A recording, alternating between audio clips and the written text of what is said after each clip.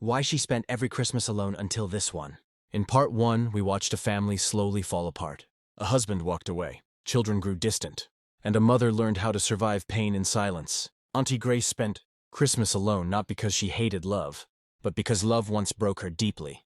While the world celebrated loudly, she gave quietly, turning loneliness into kindness. In part 2, the silence is about to break. The past is about to return, and a Christmas she never expected is about to arrive. This is the chapter where truth comes home, wounds open, and forgiveness is tested. Let's continue the story. The years rolled by, yet the echoes of that broken Christmas never truly faded. Peter grew into a man far from home. Abigail built her life in another city, and Auntie Grace, she carried her quiet strength like a scar she never showed. She still woke before dawn, still lit her small candle beside the old photo frame, still whispered prayers for children who rarely called, still cooked meals for strangers who needed love more than she did. To the world, she looked like a woman who had accepted her loneliness. But heaven knew her story wasn't finished. Because sometimes, wounds that seem healed reopen when truth begins to move. Sometimes the people who left are the ones who return with the heaviest steps. And sometimes, God waits for the perfect moment. The moment when every heart is tired, to begin his work of restoration. Part 2 begins on a December morning unlike any other.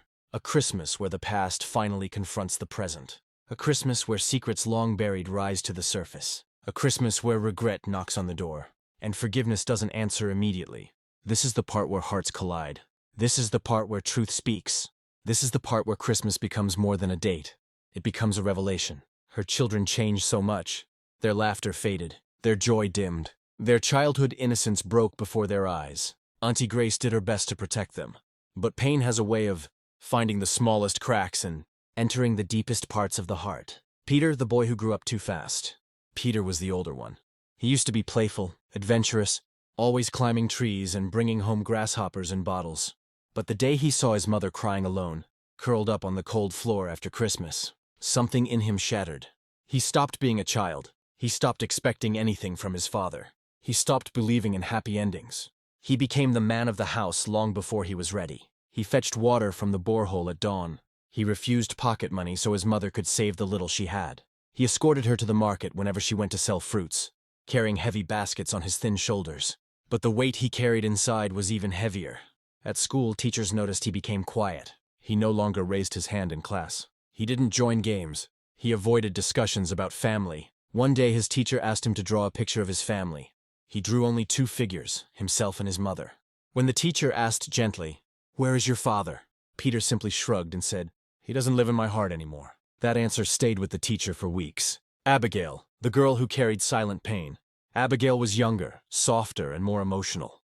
She loved singing, loved bright dresses, loved Christmas lights. But after her father left, she tore down every Christmas decoration she saw in the house. She asked her mother, "Mama, why are we not enough for him? Why does he love someone else? Did we make him angry?" Auntie Grace hugged her but struggled to find words. Pain isn't easy to explain. To a child whose heart still believes, love should never hurt. At school, Abigail became defensive. She got into small fights with girls who teased her. She cried easily. She refused to participate in school plays about family. When the teacher asked her to write about my hero, she wrote, "My mother," because she breaks quietly. Her mother never saw that composition, but the teacher did. And tears filled her eyes as she read it. As the years passed, both children developed emotional scars they didn't know how to heal. Peter became angry. Not shouting kind of angry, but the silent, buried kind. He resented Christmas. He hated seeing fathers pick up their children from school. He avoided anything that reminded him of what he lost. Abigail became sensitive, afraid of being abandoned, afraid of trusting, afraid of getting close to anyone. And Auntie Grace, she watched them change from the background, powerless. She wanted to fix everything. She wanted to remove their pain. She wanted to love enough for all the years they were unloved by their father. But children who grow around brokenness often grow away from home. Not because they don't love the person who raised them, but because staying reminds them too much of the wounds they want to forget. So eventually, the day came when Peter finished school and told her, "Mama, I want to go to South Africa. I need to build my own life." He didn't say it out of disrespect. He said it because he was suffocating under memories. Auntie Grace swallowed her sadness and nodded. She blessed him, packed his small suitcase, held him tightly at the bus station. He promised to call often. But life has a way of pushing people further from the things they fear remembering. His calls became fewer, then shorter, then rare, and slowly, Painfully, he drifted away. Abigail followed a similar path. At barely 22, she married a young man. Not because she was ready, but because she wanted to run away from a home that carried too much emotional weight. She moved to Nakuru. She promised to visit often, but visits stopped. Calls became inconsistent. Conversations became dry. Not because she stopped loving her mother, but because every time she stepped into Kayola, she remembered the Christmas that broke her family. She remembered her father's betrayal. She remembered her mother's tears. She remembered hunger. She remembered sadness. Avoidance became her form of healing. Auntie Grace's loneliness deepens. With her children gone, the house felt colder than ever. She would sit on the edge of her bed, holding old school uniforms that no longer fit anyone. She kept their childhood cups, their old shoes, their drawings. She cleaned the table every day, even though no one sat with her anymore. She set 2 extra plates at dinner sometimes, before remembering nobody was coming home. Her children weren't bad. They weren't ungrateful. They weren't wicked. They were wounded. They grew away because staying close hurt too much. Auntie Grace understood, but it didn't stop the pain of being left alone. Every Christmas after that, she didn't buy decorations. She didn't cook special meals. She didn't wait at the gate. She simply sat quietly, watching the world celebrate something she no longer believed she belonged to. The people in the neighborhood said, "She loves loneliness. She doesn't like celebrations. Maybe she prefers being alone." But no one knew the truth. She didn't prefer loneliness. Loneliness chose her. And every December, it returned to sit beside her like a ghost she could not chase away. Most people who saw Auntie Grace believed they understood her story. They believed she was simply the woman whose husband left, the woman whose children rarely visited, the woman who spent Christmas alone because maybe that is how she prefers life. But no one, not even her children, knew the truth of what she did every single Christmas morning. The truth she hid quietly. The truth she never spoke about. The truth that revealed just how big her heart was. Even when it was breaking. Every 25th of December, long before dawn touched the rooftops of Kaioli, Auntie Grace would wake up silently. Her bones ached. Her heart felt heavy. Her eyes were swollen from the tears she cried the night before. But she always smiled gently the moment she lit her small white candle. She would kneel beside her bed and pray, "Lord, even if my home is empty, let me fill someone else's. Even if my heart is lonely, let me comfort another. Even if my Christmas is silent, let another family feel joy." These prayers healed her more than she realized. The food she still cooked. Despite being alone, despite having no family to celebrate with, Auntie Grace still cooked on Christmas morning. Not for herself, but for people who had nobody.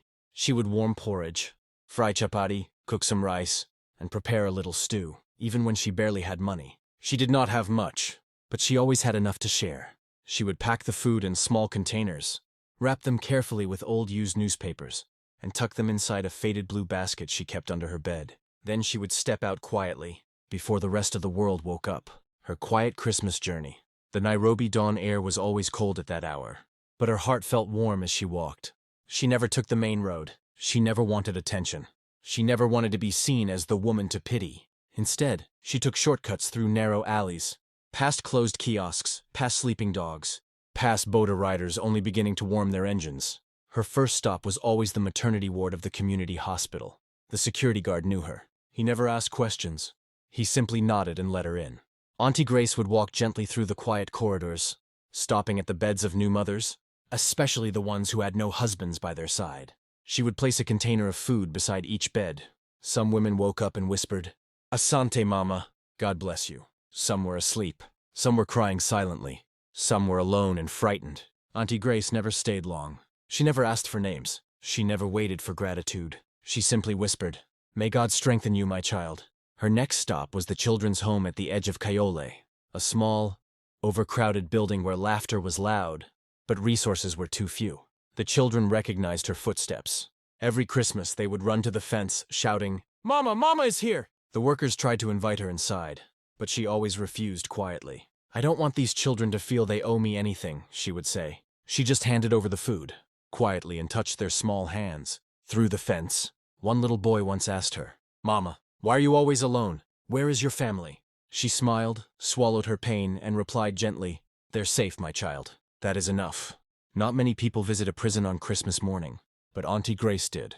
She always carried extra chapati for the women behind bars, especially the young ones, broken by life, forgotten by their families, ignored by society. When the guards let her in, she placed the food on the metal table. Some inmates cried, some just stared at her. Some whispered, No one remembers us. Thank you. She would smile and reply, God remembers you. That is why I am here. Her heart broke for them, because she knew what it meant to be forgotten. Her final stop was always at the farthest corner of the estate, where an old widower lived alone in a tiny shack made of rusty iron sheets. He never had visitors. He never celebrated anything. He never complained. He simply lived, waiting for his last day. But Auntie Grace made sure that at least once a year, on Christmas, he tasted a warm meal prepared with love. She placed the food beside his bed gently. He always grabbed her hand and whispered, You are the only one who remembers me. And she replied, I know what it feels like to be forgotten. By the time she returned home, the world was alive with celebrations, music from every corner, smell of goat roasting, people dressing up for church. But she walked back into her little house quietly, closed the door behind her, and sat alone. The world celebrated loudly. She celebrated silently. People thought she hated Christmas. But the truth was, she loved Christmas more than anyone else. Because she spent it giving, not receiving. She made sure someone felt loved. Even when she didn't, she created joy for others. Even when she had none, she became light in someone's darkness. Even when hers felt heavy. This was the secret she hid from everyone. This was the Christmas no one knew she kept. This was the love people never saw. The love that would one day return to her in a way she never expected. The year everything changed. Life has a way of repeating seasons. Until suddenly one year everything shifts. For Auntie Grace, every Christmas for nearly a decade had looked the same.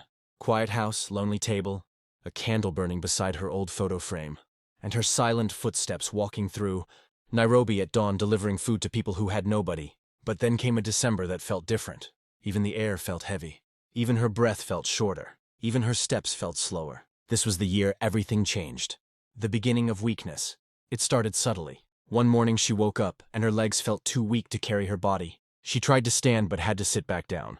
Her chest felt tight. Her sight blurred. Her hands trembled uncontrollably. At first she told herself, It's just fatigue. I work too much. But the weakness grew. She began forgetting things. Her appetite disappeared. Her body ached in ways she had never felt before. Neighbors started noticing she wasn't sweeping her compound as she used to. She wasn't going to the market. She wasn't sitting outside in the mornings. She had become a shadow of herself. But Auntie Grace kept silent. She did not tell Peter. She did not tell Abigail. She didn't even visit the hospital. She whispered to God, If it is my time to suffer, let it be quiet. Despite the weakness, despite her trembling body, despite the pain deep in her bones, she still refused to let her last act of love fade away. She was determined. She would do her Christmas ritual, even if she collapsed afterward. On December 24th, she forced herself to cook with shaking hands. She made porridge. She fried chapati slowly, one at a time. She cooked rice, coughing between every few minutes. She boiled beans with her failing strength. She moved like a woman much older than her age. At one point she dropped a pot and nearly fainted.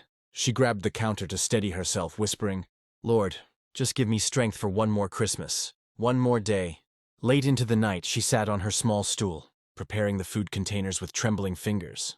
Then she lit her usual candle beside the photo frame and whispered, Even if this is my last Christmas on earth, let someone else feel loved. Christmas morning, a heartbreaking change.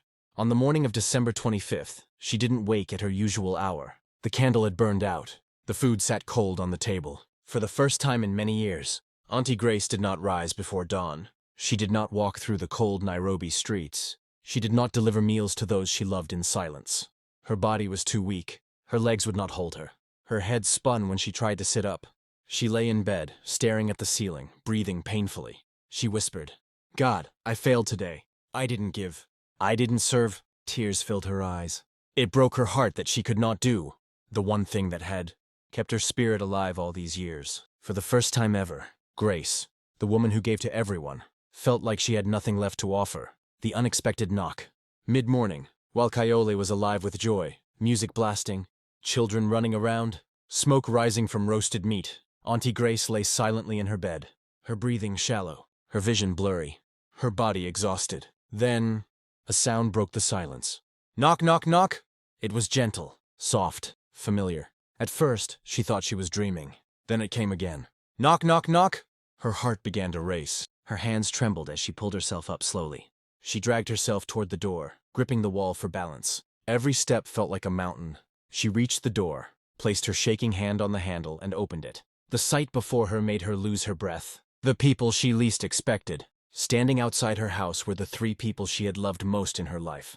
The three people she thought had forgotten her completely. Her son, Peter. Her daughter, Abigail. And, behind them, her husband, Robert. All three looking broken. All three looking ashamed. All three carrying the weight of guilt on their faces. Peter's voice cracked. "Mama, we came home." Abigail wiped her tears. "Mama, we didn't know. We didn't know what you've been doing every Christmas." Behind them, Robert stood trembling, crying quietly. "Mama, the world told us everything." Just days before Christmas, both of her children, living far away, received unexpected messages. The hospital nurses told them about the woman who visited every Christmas morning. The workers at the children's home shared how she brought food every year. The prison officer mentioned her silent yearly visits. Even the old widower had spoken about the angel who never missed a Christmas. Her children were stunned, ashamed, heartbroken. They had been living their lives quietly, unaware that their mother had been giving away love she never received herself. And then someone told them Auntie Grace had fallen sick. That was the moment they dropped everything and rushed home. Even Robert, the man who broke her heart, came because guilt was eating him alive. As Auntie Grace stood shaking, holding the doorframe, Abigail rushed forward and held her tightly. "Mama, we're sorry. We didn't know you were suffering alone." Peter knelt on the ground, crying, "Mama, how did you keep giving when we were not here to give back?" Robert couldn't hold it together. He fell to his knees right there at her doorstep. "Grace, I destroyed you. I destroyed this family. I broke you. I failed you, and yet, you still had love to give, please. Even if you never take me back, forgive me." Auntie Grace's tears fell silently onto her cheeks. She placed her shaking hand on Robert's head. "I forgave you years ago," she whispered. "I just prayed you would forgive yourself." This was the moment everything changed. This was the Christmas she did not expect. This was the Christmas where God returned to her everything she had quietly given away. The woman who spent every Christmas alone finally had her family back at her door. The compound that had been silent for years suddenly filled with sounds Auntie Grace had feared she would never hear again. Familiar voices, footsteps, laughter mixed with tears, and the warmth of her family returning home. Her children gently supported her inside the house. For the first time in a long time, her small living room felt full. The same room that had witnessed betrayal, pain, loneliness, now witnessed redemption. Even the cracked walls seemed to glow with life again. Abigail rushed into the kitchen and gasped. The cold food Auntie Grace had struggled to cook, alone, was still sitting on the table. "Mama, you still cooked?" she whispered. Peter said nothing. He lifted the dishes gently, his eyes shining with guilt, and placed them on the stove to warm. "Mama, you should have called us," he said quietly. Auntie Grace shook her head. "I didn't want to bother you. I just wanted someone to eat, even if it wasn't me." Her children exchanged a look of pain, a look that said, "How did we stay away so long? How did we miss the heart of this woman?"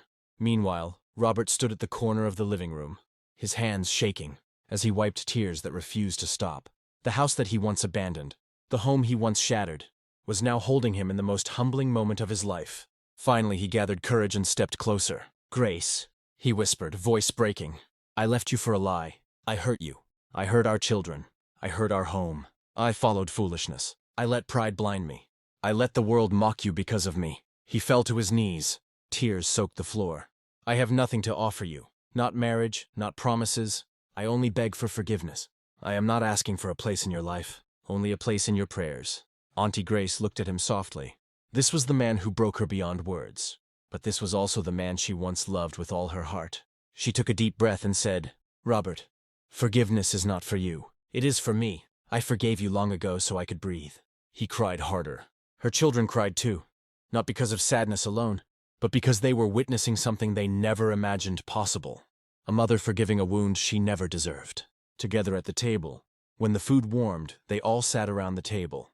Auntie Grace in the middle, Peter on her right, Abigail on her left, Robert sitting across from her, still wiping tears. It was the same table that had sat empty for years. The same table she once set for a man who never came home. The same table she had eaten at alone Christmas after Christmas. Now it was full. Everyone held hands. "Mama," Abigail whispered. "Can you pray?" Auntie Grace swallowed the knot in her throat. Her voice trembled as she prayed. "Lord, I thank you. I thank you for returning what I did not expect. I thank you for healing what I thought was finished. I thank you for giving me a family again." Tears ran down everyone's faces as she prayed. Even the walls seemed to exhale relief. Even the air felt warm enough to heal old wounds. As they ate, they laughed at memories. They cried at the things they had never said. They rediscovered each other. It was a Christmas without music, without expensive clothes, without decorations. Yet it was the most beautiful Christmas they had ever lived. Because it wasn't a Christmas of things, it was a Christmas of hearts. The woman who had spent years giving in secret was now receiving back everything she had lost. Her tears became her blessings. Her loneliness became her testimony. Her kindness became her miracle. When the neighbors saw her sitting outside later that evening, laughing with her children, talking softly with her husband, they stood in shock. This was the woman they pitied, the woman they whispered about, the woman they misunderstood. For years they had judged her silence, not knowing the story behind it. And for the first time, they saw her smile with her whole heart. Because sometimes life returns what it once stole. Sometimes love comes back wearing humility. Sometimes God restores in ways no one expects. Sometimes Christmas brings miracles that don't come wrapped in shiny paper, but in forgiveness, healing, and new beginnings. Auntie Grace went to bed that night with tears on her pillow. But they were not tears of pain. They were tears of peace, tears of closure, tears of gratitude, tears of a woman who realized that her years of giving were never wasted. People may forget you. Family may abandon you. Life may break you. But God never forgets kindness, and God always remembers tears. Some people spend Christmas alone because love once wounded them deeply. Some people hide their pain behind silence because no one would understand the depth of it. Some people give quietly because God healed them through serving others. And sometimes, the love you give away in secret returns in ways that shock the world. Christmas is not lights, not clothes, not food, not noise. Christmas is healing. Christmas is forgiveness. Christmas is restoration. Christmas is love. Some people spend Christmas alone not because they are unloved, but because life once broke them deeply. If this story touched you, remember this. Your tears are not wasted. Your kindness is not forgotten. And your silence is not ignored by God. This Christmas, may healing find your heart. May broken relationships find peace. May lonely homes find light. And may love return to you in ways you never expected. We wish you a Merry Christmas filled with hope, forgiveness, and restoration. If this story blessed you, please like, subscribe, and share so more hearts can be touched. Your story is not over.